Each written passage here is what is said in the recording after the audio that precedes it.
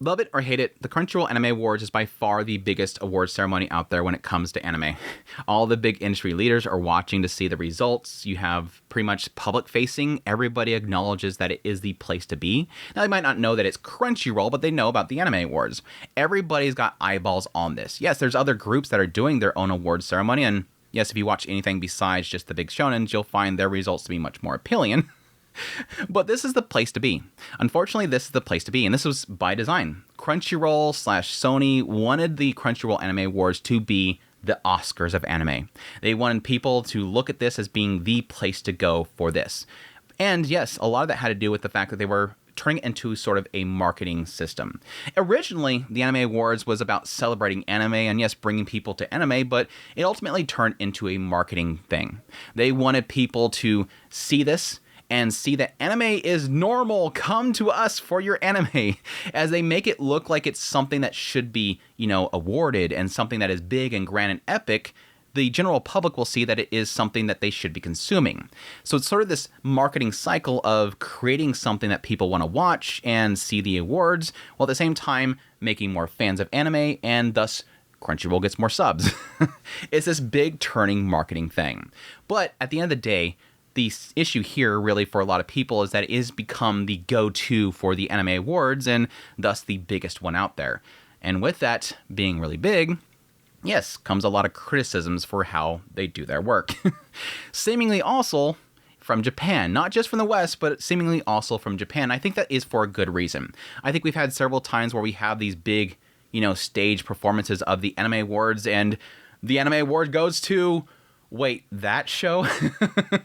You have too many times where, and it's sad to really think about it, all these industry leaders, these producers and these directors that worked really hard to create something really artistic and beautiful, and they go to the awards ceremony and they're sitting at that table, and then another shonen wins because Ara or something like that. It's obvious that not just in the West, but even in Japan, they're going to start wondering, why are we even walking in this room? And it does seem like, according to this post by Anime Corner, that Japan is not happy too. Specifically here, Production IG and WIT Studios president George Wada. Now, I will argue that I'm not really sure entirely that George Wada is talking about the Anime Awards, or at least even an awards ceremony, but it is going to bring up a lot of really interesting question marks that, as I was reading through this, I kind of want to address, because I think there is a concern about, again, if Crunchyroll themselves are doing this Anime Awards ceremony, and it is the biggest one that everybody's going to be looking to, it's going to have detrimental effects on anime in general. But anyways, I first want to look at what they sourced, what Anime Corner themselves is sourcing, which is this little report from the AGA, which they had this little, conference for sustainability development of Japan's anime industry. And that little breakdown sort of just has a outline of the bullet points which each of these individuals in this industry talked about, again, for sustainability. And in the area for George Wada, it specifically says, Wada called for the creation of systems that would make Japan a place where talented people from both Japan and around the world aspire to work with pride. And again, that's the key thing there, because what it's sort of saying is that we want people to see Japan as a place to be. And I think that is a big deal, because we've had even cases in the past, I've talked about here with some different news reports, where you have, government officials calling for hey, why is all the animators elsewhere? You guys are making a lot of anime. You guys are producing a lot of anime, but it's not workers in Japan. You're giving money to other countries to fuel their animators to bring back the animations for us to sell, when you could be giving that work to our citizens. It was a big question mark there. And I think there is sort of a call here for being able to kind of, take care of those individuals. But again, it kind of just goes on to talk about, talent and all this other kind of stuff. And then eventually it does have a bullet point down here that says, creating a Japan-style award system that would generate a positive cycle of talent development. So this is pretty much the quote here. This is the quote here where it's saying that George Wada wants a Japan-style award system. Now, does that mean an awards ceremony? That's the question mark there. It could just be specifically the idea of some sort of things that are in play that will award them and make them want to keep working, which I think is a very positive thing. I think and again, to the point of Crunchyroll Anime Awards, as you see that certain things that are less artistic are getting awarded, it kind of pushes back on, people working really hard. Big example here in this last Anime Awards myself, personally, was specifically, I think all these, there's a lot of issues in this entire list here, but let's just look at one specific one that hurt the most for me, I think, personally, and that is the best original anime. It went to Lazarus. I highly disagree with this assessment here. I highly disagree with this award. If you like Lazarus, perfectly fine. I'm glad you enjoyed it. I found it to be very blah. It was a very blah show. It was very highly anticipated. I wanted it to be incredible. I love all the people that worked on it. There's a lot of incredibly talented people that at least their names were on there. I'm not sure if they actually worked on it. Their names were on there. This was supposed to be the next Cowboy Bebop meets like John Wick. It was like Cowboy Bebop meets John Wick. What's not to like? It wasn't great. Now, I will say something that was great was Apocalypse Hotel. That was an incredibly creative and beautiful show that this team did an incredible job with, but unfortunately, it got very little attention. It comes down to, at the end of the day, this was on Adult Swim, it was on Crunchyroll, it was on a lot of platforms, a very public-facing show that had a lot of people watching it, versus a show that barely anybody watched. But when you think it from a perspective of judges and panelists and an awards ceremony, you want to look at what is actually, creative and doing something different, not what is popular. And unfortunately, the Anime Awards has turned into a popularity contest. Yes, you'll claim that, wait, the Crunchyroll Anime Awards has a judge panel system. It shouldn't be driven by the popular vote. It's got this weight system that should be driven by the judges looking at everything with a critical standpoint. But unfortunately, no. With how many judges they have, it's impossible. I feel, personally, based on what I'm looking at, just from a standpoint of where I sort of see how the stats would work, like looking behind the scene, how the numbers would crunch, it's just logically it won't work other than for the benefit of the popular vote, because the judges themselves being so many and so many of them working for different, journalist groups, they're going to be focusing on popular stuff because their news group is going to want to have the most popular stuff being talked about because it brings in eyeballs. So, of course, the judge is going to be looking at all the popular stuff, and the popular stuff is going to be shonens. It's typically going to be shonens, not Apocalypse Hotel. But anyways, going back to George here. Again, it doesn't seem like he's specifically talking about an awards ceremony, but I think there is some interesting stuff in here with this particular post on Anime Corner that it sort of kind of addresses that potentially more was talked about during this. So I'm assuming that potentially Anime Corner has a little bit more information than what I'm getting from that little outline. Anime Corner says Wada doesn't reference it, but amidst calls for Japanese anime awards, the elephant in the room for some is the Crunchyroll Anime Awards, by far the biggest anime-centric award show in the world. The latest edition pulled a reported 73 million votes. Now, yes, it's important to note that this conference was not actually done after the awards ceremony. It was done, I think, back in April.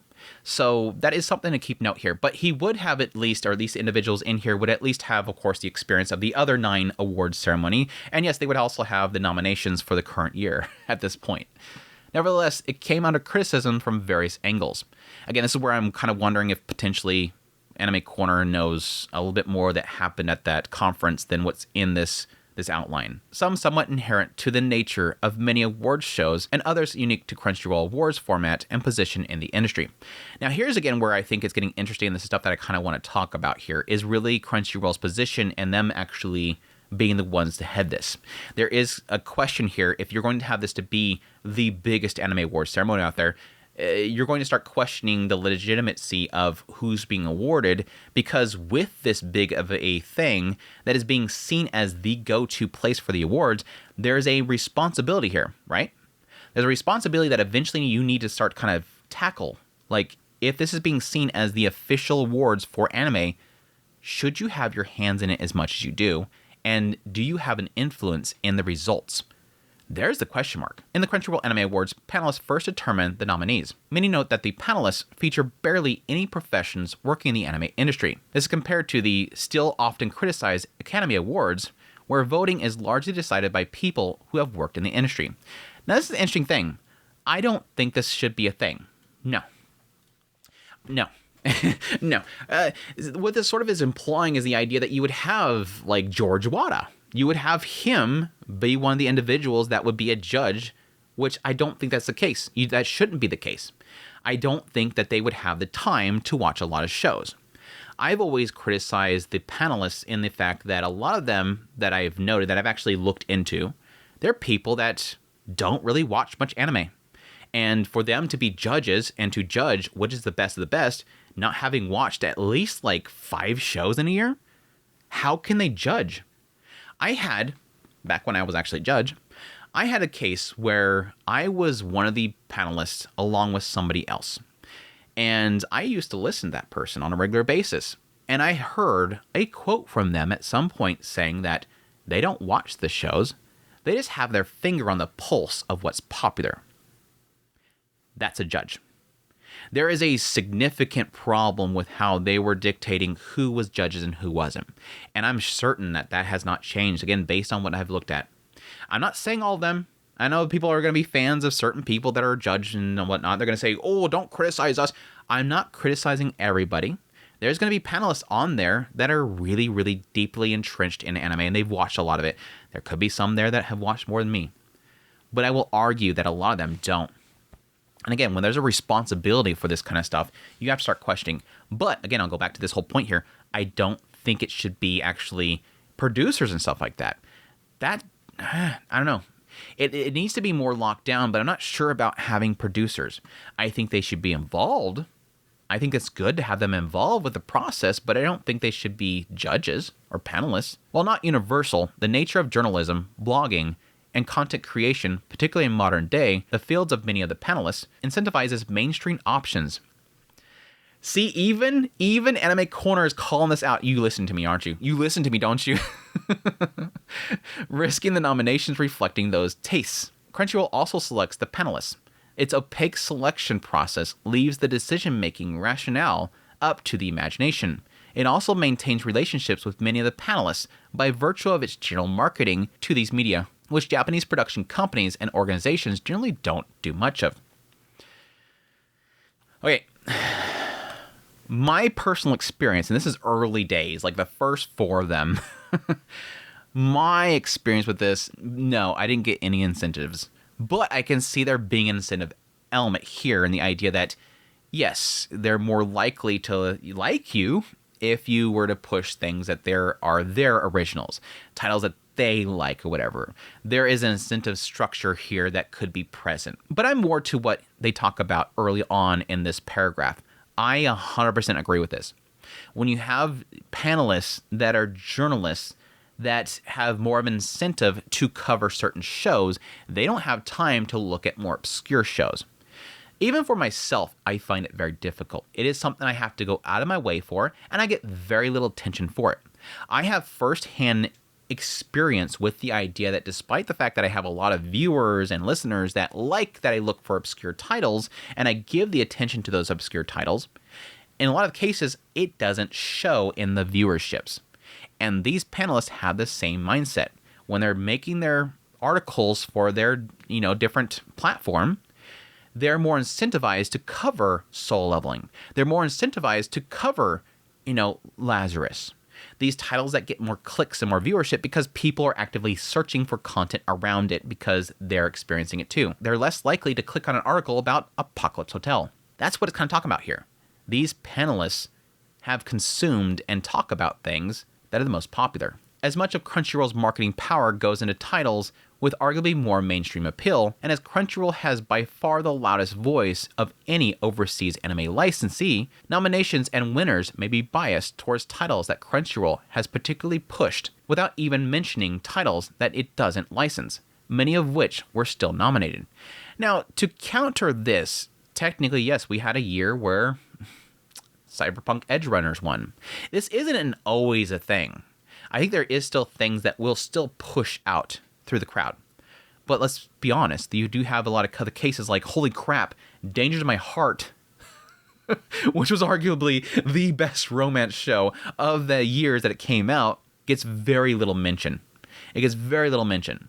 There's a lot of titles that are not on Crunchyroll's platform that just completely is crickets. And again, a lot of that has to do with the popularity element. Because they're not on Crunchyroll, nobody sees it, nobody's talking about it, and nobody wants to make articles about it or cover it. Not all this is necessarily Crunchyroll's fault or concern. Overseas anime promotion and the responsibility of celebrating Japanese excellence globally has been nearly entirely left to Crunchyroll and other overseas licensees and organizations by choice. Yeah, this is something I talked about when it came to the whole situation with Moonrise. There was a producer or somebody or director or something like that was upset that, Netflix wasn't promoting their show. And it was like, that's your job. They're licensing it. They're just literally paying you money so that they have the right to put it on their platform. They're not advertising it. The producers are supposed to advertise this stuff. A lot of this stuff is being done by Crunchyroll and Netflix. Whether you, again, this goes back to the whole thing of like, whether you love Crunchyroll or not, they're getting the word out there. They're getting a lot of promotion for this stuff. And yeah, they're going to end up doing it in a way that is going to benefit them. Welcome to marketing. Anime has been around in Japan for decades, with decades worth of opportunities to pull resources to set competing tones of what celebration of excellence looks like. The Crunchyroll Anime Awards also undeniably brings attention to anime and draws newer generations. Nevertheless, it's also undeniable that its awards show, through international marketing to mega media outlets and audiences, is becoming the face of celebrating excellence annually. Yeah, that's like I said earlier. You can't deny how much attention it's getting. Anyways, before I get any further, yes, make sure to go over to animecorner.me. They do a lot of really fantastic cover of anime. I really do respect their work. I find that too many other groups are just looking to, clickbait. This does feel a little clickbaity because it's talking about George Wada, talking about that the Anime Wars, they need a version of it. But still, the points are made. I do agree with the points here that, yes, I think George Wada, based on that little, breakdown that I've seen, it does seem like he is calling for some sort of award structure, where that is an awards ceremony that really does kind of bring to light talented people, or is it for the sake of, again, creating something else? Something just to directly award people, not necessarily a ceremony. That's the question mark. Because, yes, technically, in Japan, there is award ceremonies. There is Japanese award ceremony. There is, the anime festival. They technically do every single year cover anime, and they award anime. Last year, we had Look Back and Frieren. We had Oshinoko and Slam Dunk, Spy Family. Yes, there's even still shonens in here. It's not as if shonens is specifically to Crunchyroll Anime Awards. Even here, they have Jujutsu Kaisen right there. They have Demon Slayer. They have awarded these kind of things. So it's not completely immune to them. But yes, like I say, there is technically award ceremonies in Japan. They do exist. So I don't necessarily think that George Wada is talking about that, but it does bring up potentially the idea that they want something bigger.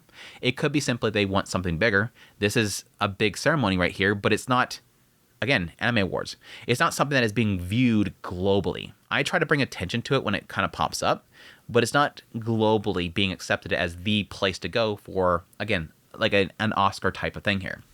At the end of the day, I think the unfortunate toxic nature of something like the Anime Awards, whether, again, you agree with the results or not, again, there's a lot of things here that I'm fine with. I'm fine with a lot of the results that are in, especially this year. I've not been too happy with previous years, especially last year. I think Solo Leveling Season 1 should not have won. And I think, again, a lot of it had to do with the fact that Solo Leveling Season 2 just ended.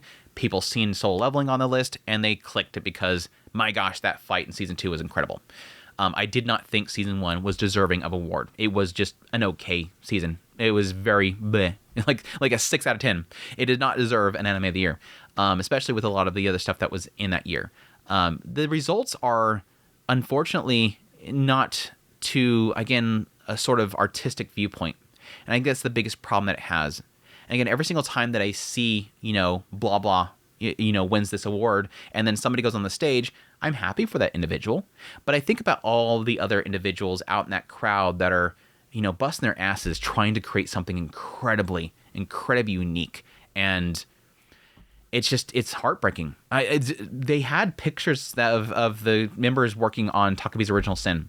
And I'm like, holy crap, to think about them being in that audience and seeing just the usual stuff winning, that's heartbreaking. With all the incredible work that was done on Takabi's Original Sin, to get completely overshadowed by shonen, shonen, shonen, shonen, shonen, shonen, shonen, shonen, shonen, shonen, shonen, shonen.